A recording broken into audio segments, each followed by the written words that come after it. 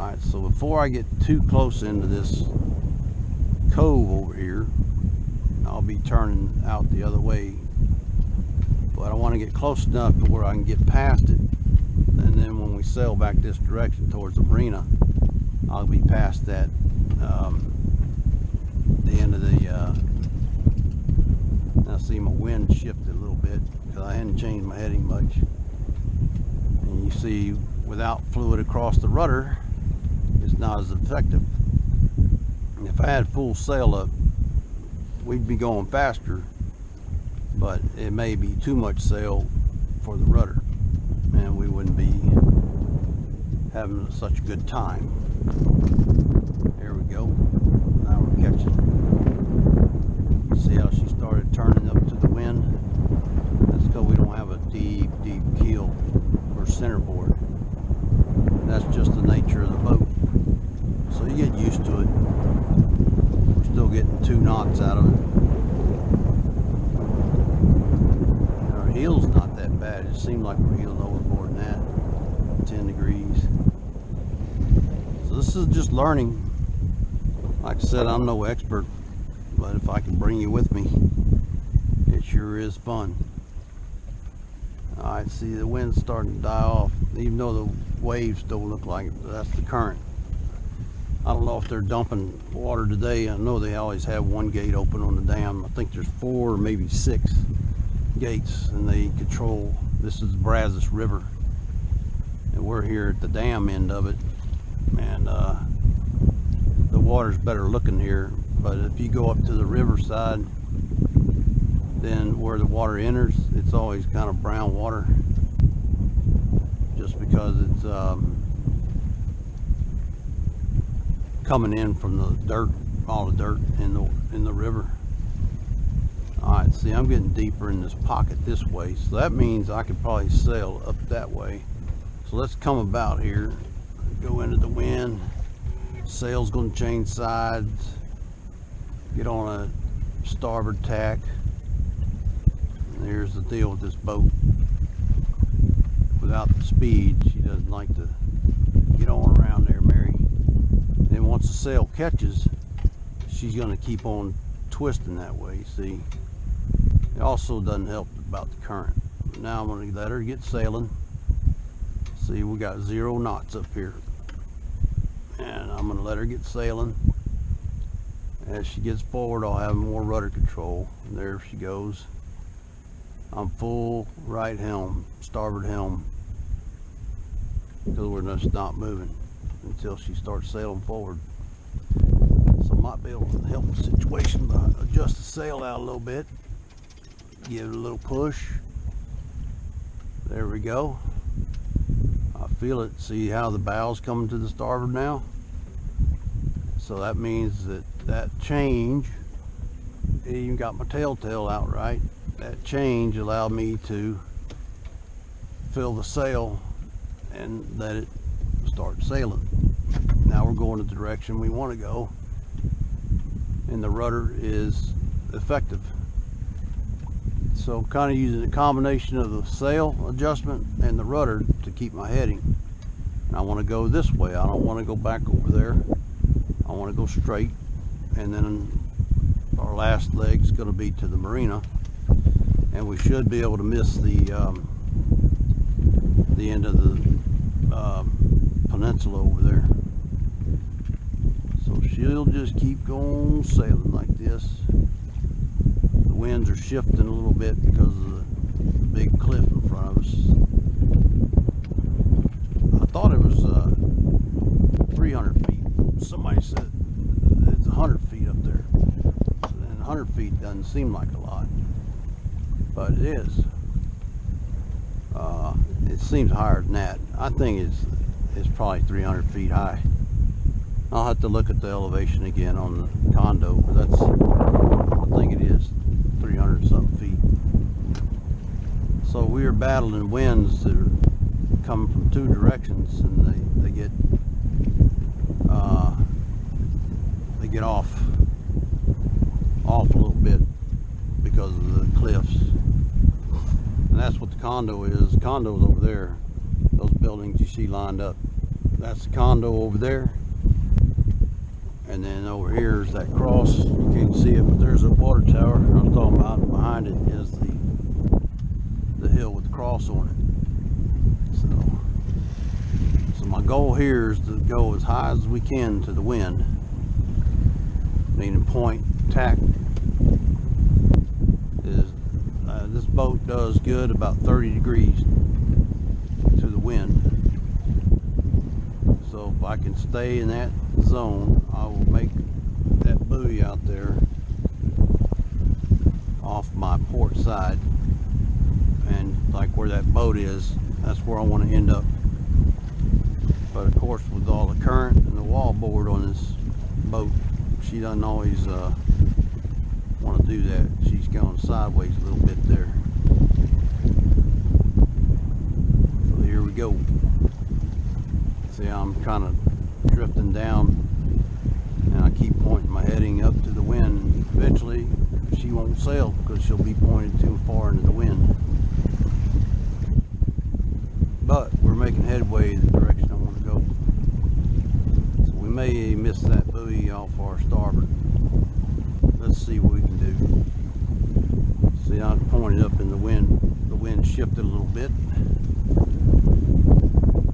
So we're pointed up into the wind a little bit more. We're getting 2.4 knots. Keep my heading. The digital heading's off a little bit. My compass, and it may be has some magnetic variance. I'm heading 170 on the compass, where my heading here is 148. So who knows what's right, but we know where we're going. Don't try this at night when you don't know what, don't have a landmark to see. And see, we're getting drifted off because we lost our forward momentum. So she's drifting sideways a little bit. Now that buoy's probably gonna, yep, it's gonna be on our starboard, because if I try to turn up anymore, she's gonna not like it. The sails start to luff. Don't know if it's gonna happen like this. If I had a jib up, that even gives it more power against the rudder. See, it's starting to luff a little bit because I'm pointing too high up, so I got to point back down. That 10 degrees made a difference, and we just have to live with the drift. So it seems like to me, just because we have wind doesn't mean that it's going to be a blustery fast sail when it's forever changing. So I want to not change it too much.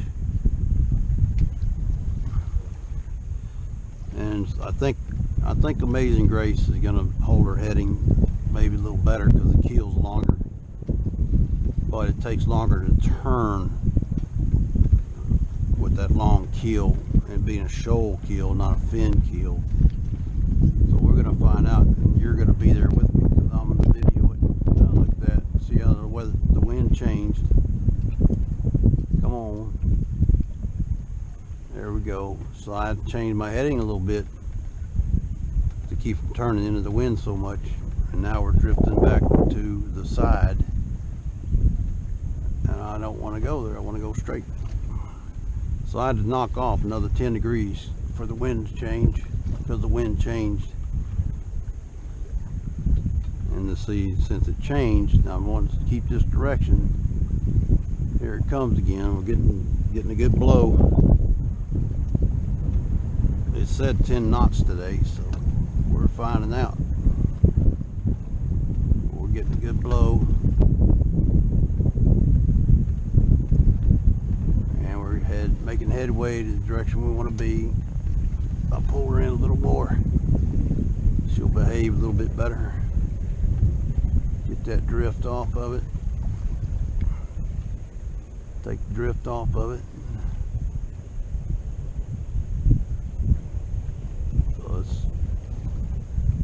We got boaters pulling tubers.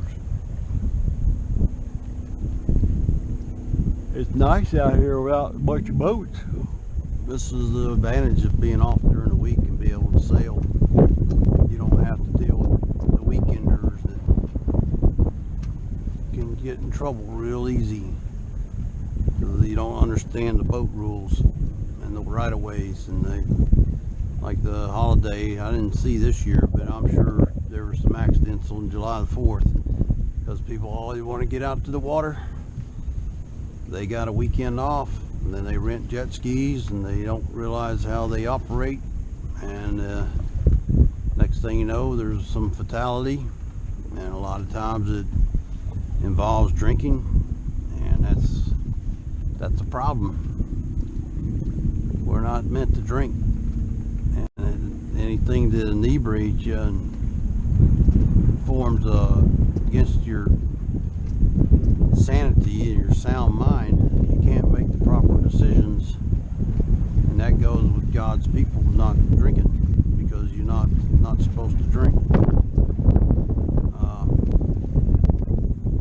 And that's why, because the example of that is Noah in the Bible in Genesis. He had it didn't happen on purpose, but his wine became alcoholic, fermented, and when he drank it, sure enough, sin set in. It said that he had his son found him naked and he covered him up, and it's inferred that he actually slept with his son, but it doesn't come out and say that. It's just inferred. But that's an example of what alcohol will do to you. And you want to be saved, you want to live for the Lord, but you can't make proper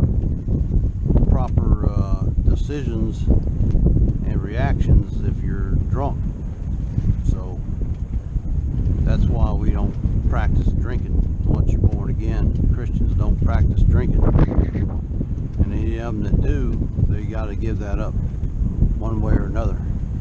They need to give up the drinking, otherwise you're in for a heap of trouble, and God doesn't appreciate it. He cleaned you up. He don't appreciate you getting messed up again. Alright, so let's try to turn. I don't have the speed to do it. We'll see if we get the right wind again and turn the other way, because I do not want to glide into the rocks over there, and I want to leave myself plenty of room. And I'm trying with my rudder, but we may have to jibe away from the wind to do it, just because I can't get going fast enough, straight enough. So I may need to control the sail, let her out, let her push me over, push me the other way, sail. Maybe. We're kind of leaning that way.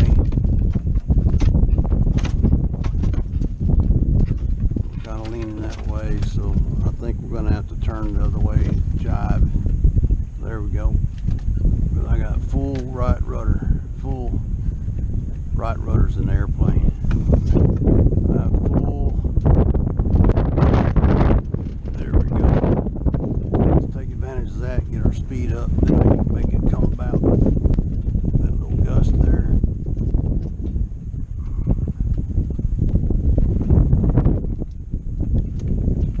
Now we got a knot and a half, and we're doing a little bit. So let's turn back to the right now, and starboard. See if she'll come about.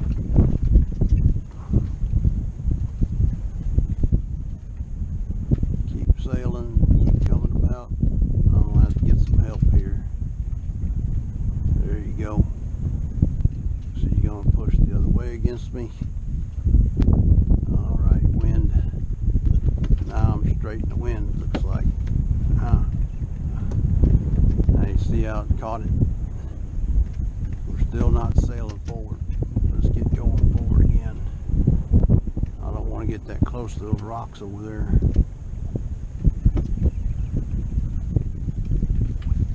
So if I just let her have a little bit, get some speed up, then my rudder will be effective to get turned the other way without getting the engine going here. Now we got 1.5. The wind died off enough to get it straight. Come on, baby. Come on, come on, come on, come on, come on. Come on. Almost doing it. Yeah. Yeah, yeah, yeah. How about in Jesus' name? All right. We got her on the other side. Now let's sail. In Jesus' name. All right. We need to get a little bit of forward motion. Just see my rudder's not effective. There we go. Now we're starting to go. There's half a knot. 5.5 knots. So we're starting to go now. The rudder got fluid across it, so it started acting. Started to go. There we go. Now here we go. Now we're still on a close haul. I don't think I'm gonna miss the end of the peninsula. We'll find out.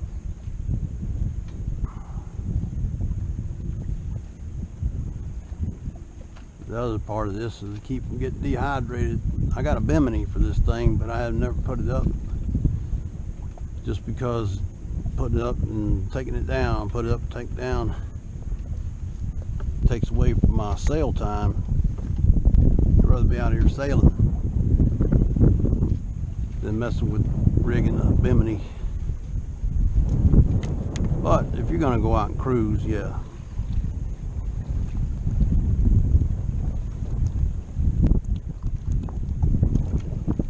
We'll see if I can get a point past that peninsula as much as I can while we got the motion. Looks like we might miss it, but you know, we've already talked about the wind shift. We may get to do it, guys. That'll be perfect. I'm gonna keep pointing her as high as I can here.